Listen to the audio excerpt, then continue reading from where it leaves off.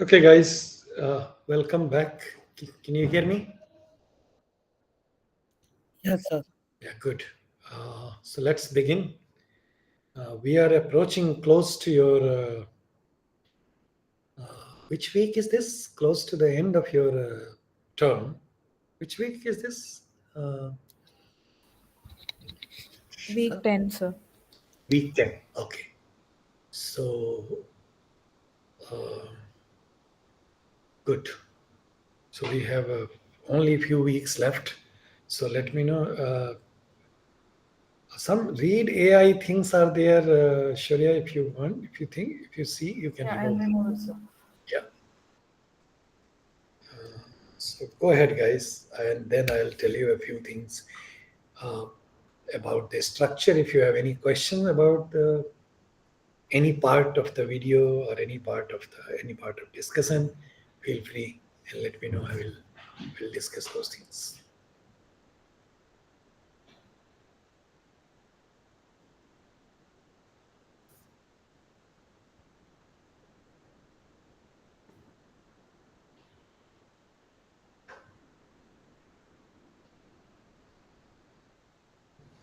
Are you guys doing your weekly assignments? Yes, sir. Okay. Any difficulty with those assignments? No, sir. Good. Okay, so last time we were talking about uh, what is required for a sentence. Okay, that is what are the essential components of a sentence that are required, and they are subject and predicate. So I want you to know a few things about these concepts so that you have a better understanding of the better control on the structural part of the sentence of the language. So for that, sentence is important, and sentence is a basic unit in which we need two things. I'm writing them in the chat box so you can look at that. Subject, and somebody said last time what is important is verb. Okay, correct. Okay answer, but the correct answer is predicate. Okay. Now, why predicate? Because predicate includes verb and other things. Okay, you understand this part? So these two things are definitely required for making a sentence. If you have a big sentence, still you need these two things. If you have a very small sentence, we still need these two things. So I was reading a sentence like today somebody had raised some question somewhere in the in some forum. So let's say a sentence is like the what was the sentence? The something like So, shall I pose the question here? I'll put that. I'll put that. Don't worry. The Kahan. It was something like the car. Uh, something. I'll put it here. Wait. So it was like the car which was parked. I will write it. The car which was parked in the driveway had a flat tire. Had a flat tire. Do you see this sentence? This is slightly big sentence. There are bigger sentences than that.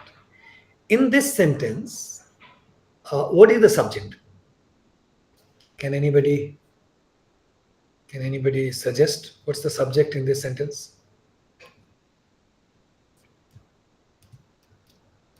subject is the car. Understand? Everything else, that is, which was no.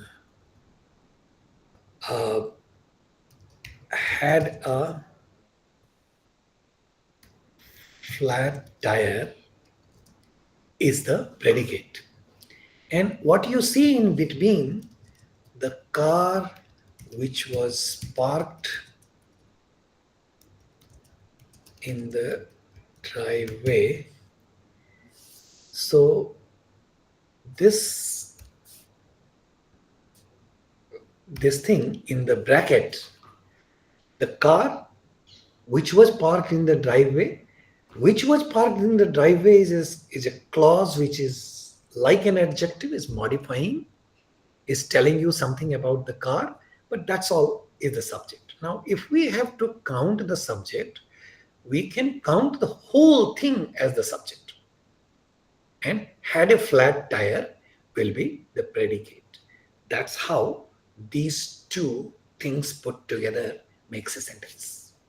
I started discussing this last time, could not complete, or I don't remember how much we discussed about this. But did you understand this part?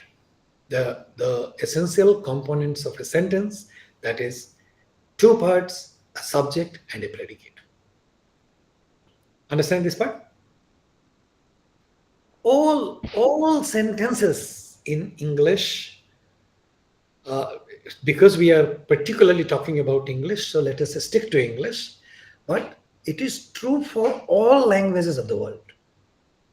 Also true for English, that all sentences will have these two things. So my suggestion to you will be, write down, not now, if you want to do some practice for this thing, write down some 10-20 sentences, or take a newspaper, underline 10-20 sentences in the newspaper or in any printed material, and try to identify subject and predicate part of those sentences.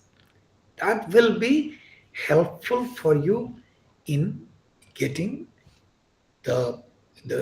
in developing better understanding for what is a subject, what is a sentence. In the sentence, what's the subject, what's the predicate, and what different elements are and how they are connected with one another. Got it? Now, any question about this part?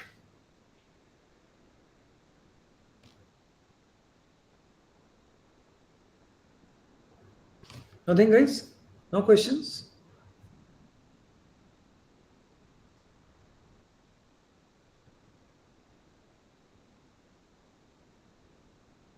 I see several people here. No questions, guys? Okay.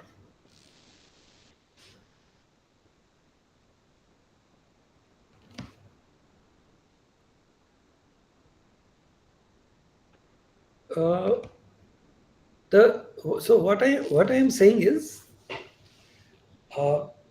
predicate includes the. I'll explain that again. Predicate includes the verb.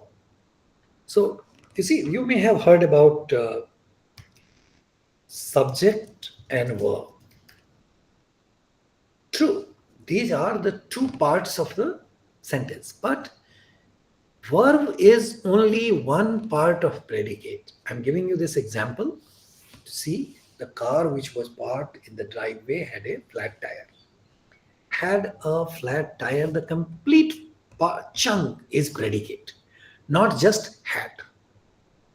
So when I say I ate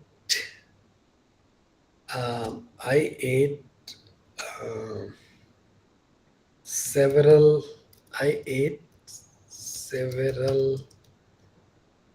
things, several fruits with my lunch today. Now look at this sentence. I ate several fruits with my lunch today. In this sentence, I is the subject, and the rest of the whole thing, including ate. So the predicate is not just ate. Ate is the verb. Several fruits with my lunch today. The whole thing is called predicate. Is that clear to you? Whose question was that? Was that Shweta? Yes, sir. Is that clear to you now? Okay. Yes. So, verb is just part of that predicate, and there are only two sections of a sentence. One section is the subject, the other section is the predicate. Subject can just be one word or little bigger chunk. Same way, predicate can be small or big, but these are the two parts of a sentence. And when we understand this, when we do some practices related to that, then our understanding becomes clear. Okay? Good. Somebody had raised the hand. I didn't see that. Go ahead. Sir, predicate can be a two in a one sentence, two times. No, not at all. In one, good question. In one sentence, you have only one subject and only one predicate. Why does it come to your mind that there could be two predicates?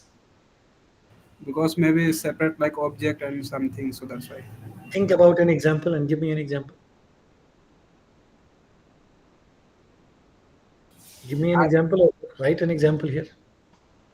I just thought, sir. Right. So the answer to your question is no. There are no two subjects. Two subjects are not possible in one sentence. Two predicates are not possible in one sentence. So if you see two subjects,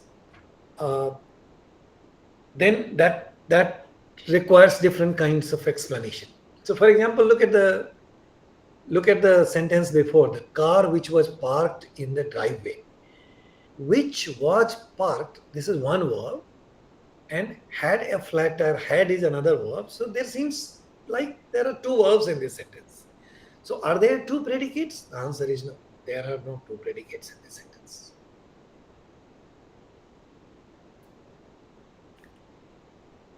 All right. So only one subject, one predicate in one sentence. Any questions for anybody else? Seems like some people are just like quiet and they don't ask anything. Are you guys there? Let me check some people. Rahul, are you there? Yes, sir. Good. Where are you from, Rahul? Sir, I am from Rajasthan. Rajasthan. Okay. Have you watched our videos? Yes, sir. Good. Do you have any other questions related to anything? Any part of our videos? No, sir. Good. Okay. Excuse me, sir. Who is this? Shreya. Go ahead, Shreya. Yes, sir. Sir, I have a general doubt regarding English speaking.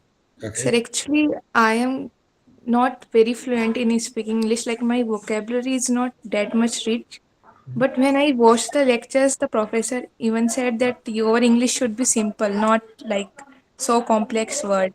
Sir, but one of my teacher have mentioned I am preparing for an competitive exam, and she mentioned that your English is very simple. Like your answer content is good, whatever you are writing is good, but the way you express it, you should use more English, like a rich vocabulary word, complex word. So, sir, how I can do that, or is It's a very difficult question to answer, but simple thing is, I think the first part is correct. Your language should be simple. As long as you can explain and express what you want to say, you are doing fine. You see, by using complex words, big words, or words that others may not have heard, or I remember few words and I use them purposely to impress somebody, these are not the right things to do. Understand? so? Yes, sir. Sir, actually, I am from UP, and she said that I checked one of the notebook of a Northeast, like the South students, and your content is exactly same, like the answer, the contact, whatever is there, but the only difference is in the English. Her English is very rich in vocabulary, but your is very simple. That's all right. That's not the evaluation of English. It is possible that somebody's vocabulary is rich. It is also possible that somebody is using different kinds of words to make it sound like rich. But what is the important? Look at the function of language. The important part is you should be able to convey your point. If you can speak confidently and convey your point, your language is good. Okay. Yes, And sir. don't Thank worry you. about memorizing heavy words, serious words, some words that some people may not have heard. So if I tell you a few words, if I speak some words or write some words which you do not know, then you feel my English is rich, my language is good. That's not really good understanding of the language. Language is good when I can speak, but and those who are listening to me understands. That's the that's the good part of language. That is the purpose of language. That is the purpose of communication. That is the purpose of using the language. So that much should be enough. Rich vocabulary is not a bad thing, but it does not happen by memorizing. It happens through reading and listening. So if you are reading newspaper and books on regular basis, your vocabulary will become richer. Yes, sir. I am reading newspaper and even writing down the words that I found like that. So your vocabulary does not become good or that is rich or poor by UP or South students or anything. It depends on how much effort you're putting. Okay, if your teacher has seen some student from the South with rich vocabulary, that means that a student is reading more. That a student is practicing more. Not for any other reasons. Got it? Got it? Yes, sir. Good.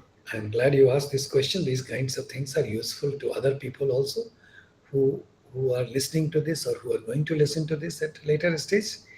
So that's how it works. Good. Anybody else has any other doubt?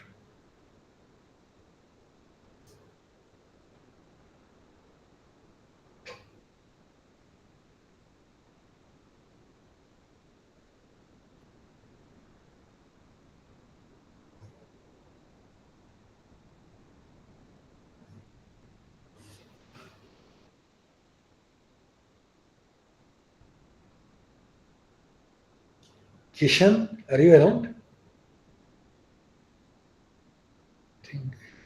Kishan? Sukriti? Yes, sir. Good. Are you around? Good. Yes, sir. Sir, I have a dot. Week 10. Sagar Raj, go ahead. Sir, reported a speech and English Speech. 2 subject. That's okay. You can ask any question. Tell me, reported a speech? Sir, loss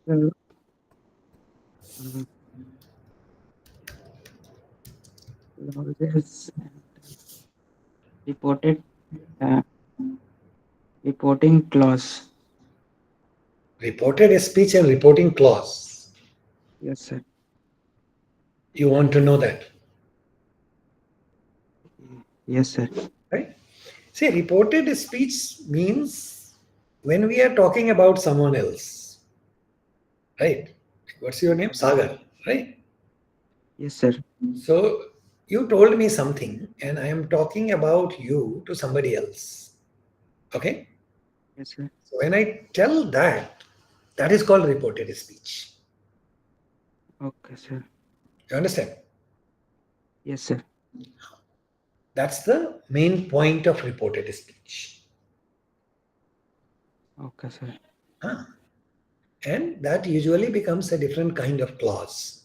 So, for example, if I say, uh, you suppose we were talking about something yesterday, and you told me I am going to Delhi. Okay, Yes, sir. I want to tell this to somebody else who is not you, who definitely not me. So I will say, Sagar told me that he is going to Delhi. Okay. Yes, sir. So this whole thing is reported speech. Sir, reported speech is softer language in formal situation. Yeah, it's okay. It's a formal situation. Yes, sir. Yeah.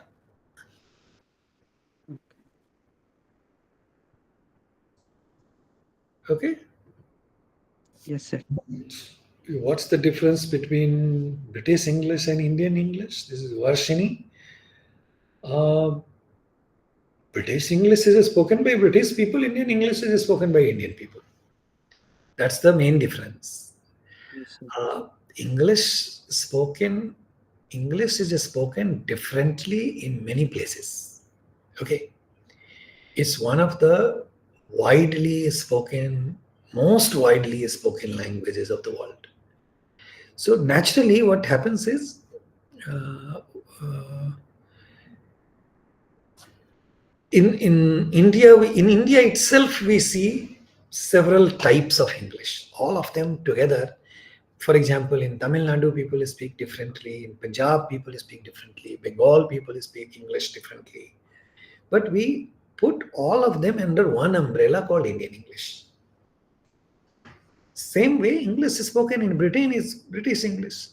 Structurally, there are some differences between English is spoken in different places. English is spoken in China is called Chinese English. English is spoken in America becomes American English. Because it is spoken in different places, there are some structural differences. Likewise, English spoken in India also has some structural differences. Understand? These are the major differences. For example, in Indian English, we may have some lessons we can give you. I don't know. Example is coming from top of my mind. Okay, I can give you an example. See, most of the differences that we find is in the sound system of the language. So if you are speaking one of the other languages of India, our languages have a lot of retroflex sounds like ta, like ra. So we use these kinds of sounds also in our English. So that becomes one of the features of Indian English. So people in speaking English in Britain will not be using these kinds of sounds. Understand? Therefore, their English, therefore we sound different from one another. Get it? Who was that? Worsening. I'm facing difficulty in the syllabus. What difficulty are you facing in syllabus? How can I learn the art of storytelling? Storytelling requires a lot of reported speech. Just now I was talking about. See, storytelling is not something that you need to learn. A human being is naturally a storyteller. We keep talking to other people every day. We like to talk about things.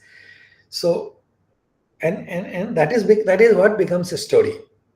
So how you engage your listener, how effectively you engage and how they remain involved in your conversation is what makes you a good storyteller uh, in some sense. Okay,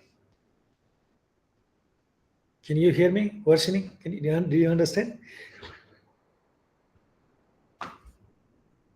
the only part that I am not clear about is when you are saying facing difficulty in, oh, it's not syllabus, it's syllables. Okay. So I can tell you, see, syllable is part of a word, is a smaller chunk of a word. A word may have multiple syllables. A word can also have just one syllable. So for example, when we say book or shoes, these words have just one syllable because that cannot be broken into further pieces. Meaning then there are words like computer. So you can break this thing into multiple pieces like computer. So this word has 3 syllables. So the little break that we hear in a word is called syllable boundary. So you have to develop again better understanding. You have to pay attention to words when we speak. So you will find several 1-syllable word, 2-syllable word, 3-syllable words, 4-syllable words, and so on. The higher the number of syllables, the fewer the occurrence of the words. Okay.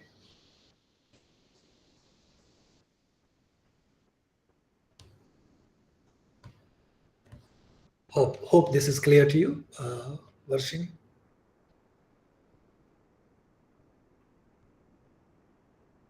Anybody else has any other questions? So today I only wanted to talk to you about subject and predicate. Next week I'll introduce another small concept about predicate or something else about predicate. But today, if you have any other questions, you can ask me. We will explain it, or we will close the session in that case.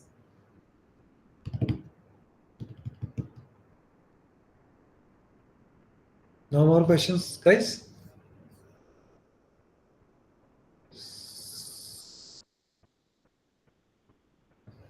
All right. Seems like you are. So I will explain few other things about predicate next week, and maybe something related to that week in the session. So for the time being, what we think is we will stop it here then, if it is okay with all of you. Yes, sir. Thank you, sir. Yes, sir. Thank you. All Yes, right. sir. Yes. So let's close it, Ashwarya.